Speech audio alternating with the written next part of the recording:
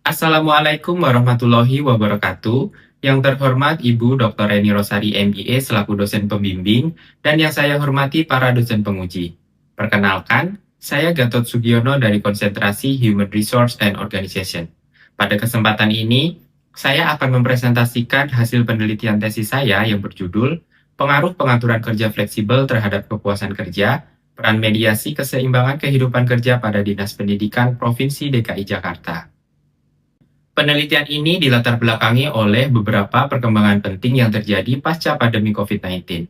Salah satunya adalah perubahan pola kerja dengan munculnya berbagai bentuk fleksibilitas kerja yang menjadi kebutuhan berbagai organisasi, termasuk sektor publik.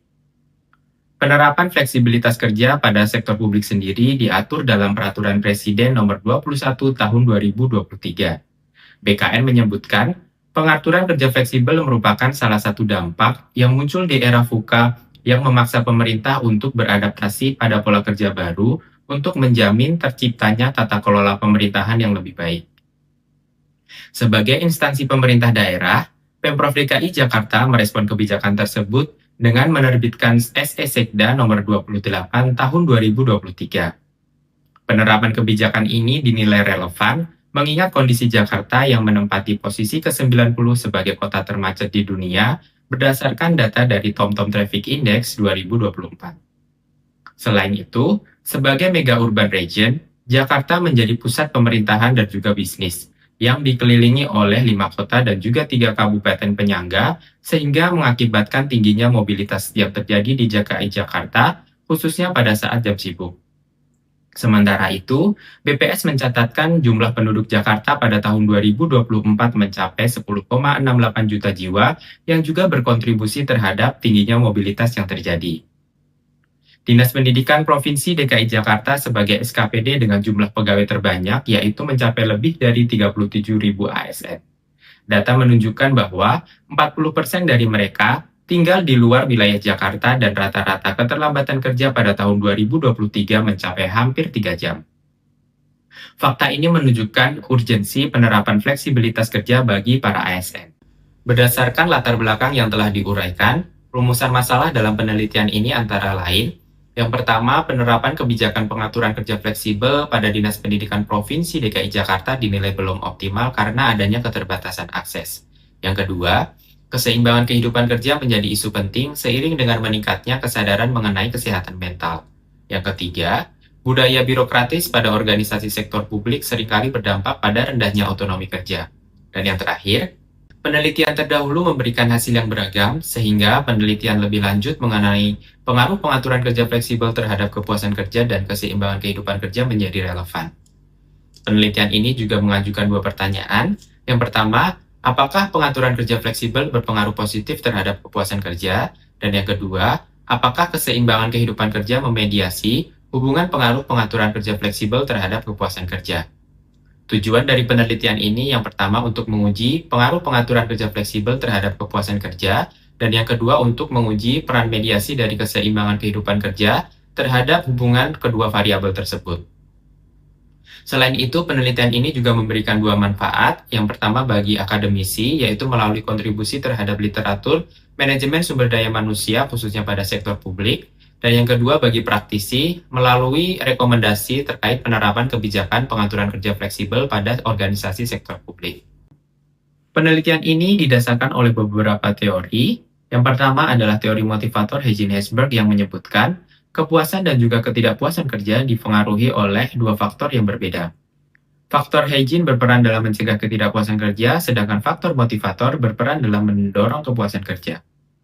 Teori job karakteristik model yang dikembangkan oleh Heckman dan juga Oldham menyebutkan terdapat 5 dimensi inti pekerjaan yang dapat mempengaruhi motivasi, kinerja, dan juga kepuasan kerja.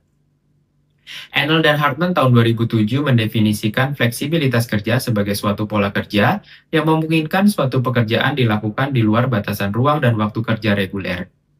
Fromm tahun 2003 mendefinisikan keseimbangan kehidupan kerja sebagai suatu kondisi ketika tidak ada gangguan atau konflik antara peran pekerjaan dan keluarga, serta adanya fasilitasi positif antara kedua peran tersebut. Kiniki tahun 2021 mendefinisikan kepuasan kerja sebagai respon afektif seseorang terhadap berbagai aspek pekerjaan. Berikut adalah beberapa penelitian terdahulu yang relevan dengan penelitian ini. Penelitian ini mengajukan dua hipotesis. Hipotesis pertama adalah pengaturan kerja fleksibel berpengaruh positif terhadap kepuasan kerja, dan hipotesis kedua adalah keseimbangan kehidupan kerja memediasi hubungan pengaruh pengaturan kerja fleksibel terhadap kepuasan kerja.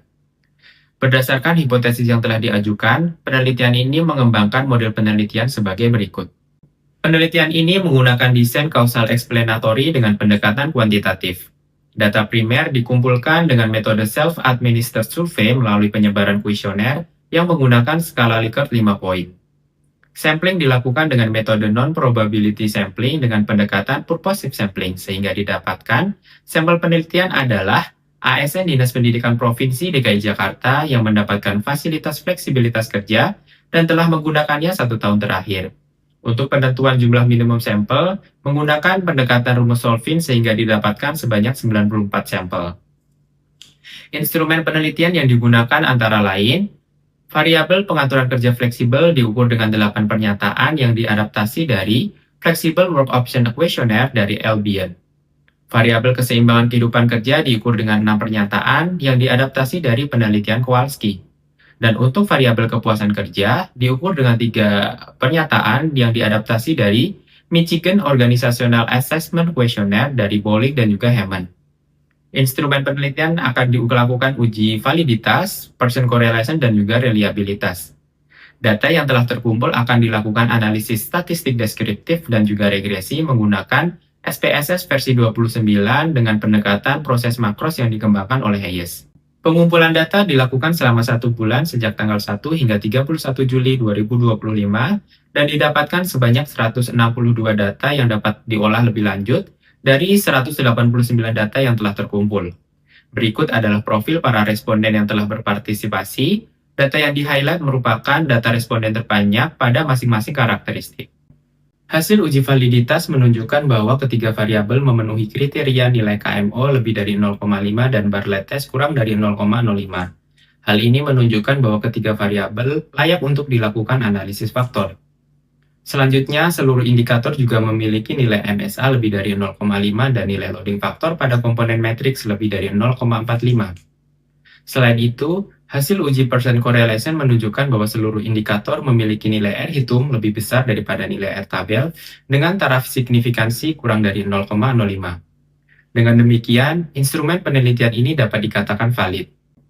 Hasil uji reliabilitas menunjukkan bahwa ketiga variabel memiliki nilai Cronbach alpha di atas 0,7 sehingga dapat dikatakan reliable. Untuk hasil uji statistik deskriptif, variabel pengaturan kerja fleksibel dan kepuasan kerja memiliki nilai rata di atas 4,2 sehingga masuk dalam kategori sangat tinggi. Sedangkan variabel keseimbangan kehidupan kerja memiliki nilai rata 4,090 sehingga masuk dalam kategori tinggi. Nilai deviasi standar yang relatif rendah menunjukkan adanya homogenitas jawaban dari para responden.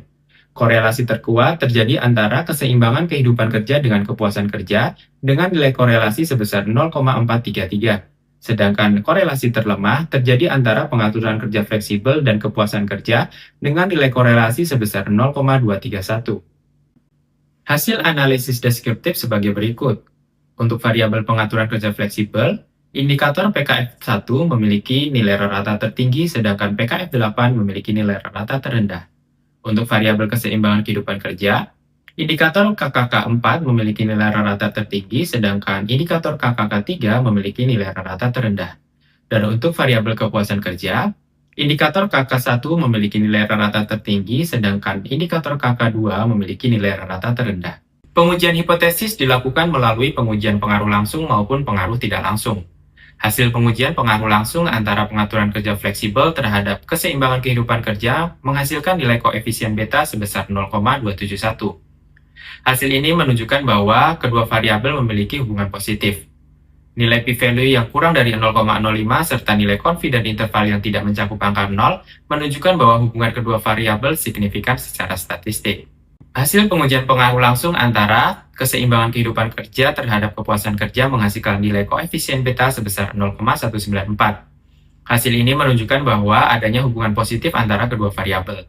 Selanjutnya, nilai p-value yang kurang dari 0,05 serta nilai confidence interval yang tidak mencakup angka 0 menunjukkan bahwa hubungan kedua variabel signifikan secara statistik. Selanjutnya, hasil pengujian pengaruh langsung antara pengaturan kerja fleksibel terhadap kepuasan kerja menunjukkan nilai koefisien beta sebesar 0,041. Hasil ini menunjukkan bahwa adanya hubungan positif antara kedua variabel, namun demikian nilai p-value yang melebihi 0,05 serta nilai confidence interval yang mencakup angka 0 menunjukkan bahwa hubungan kedua variabel tidak signifikan secara statistik.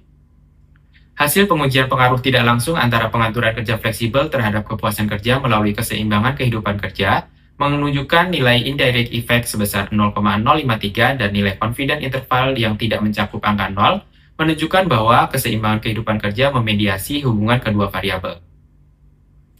Berdasarkan hasil pengujian hipotesis yang telah dilakukan, dapat disimpulkan bahwa hipotesis pertama tidak terdukung, sedangkan hipotesis kedua terdukung. Selanjutnya, nilai R-square sebesar 0,197 mengindikasikan bahwa 19,7% variasi pada kepuasan kerja dapat diprediksi atau dijelaskan oleh pengaturan kerja fleksibel dan keseimbangan kehidupan kerja secara bersama-sama. Sisanya sebesar 80,3% dipengaruhi oleh faktor lain di luar model penelitian ini.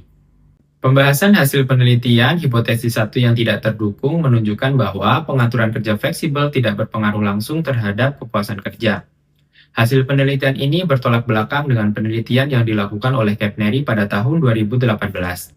Perbedaan hasil penelitian ini dapat dijelaskan melalui argumentasi alternatif, yaitu adanya perbedaan bentuk fleksibilitas kerja yang diteliti serta perbedaan budaya organisasi. Penerapan fleksibilitas waktu kerja pada Dinas Pendidikan Provinsi DKI Jakarta memberikan fleksibilitas waktu secara terbatas, yaitu maksimal 2 jam di awal kerja.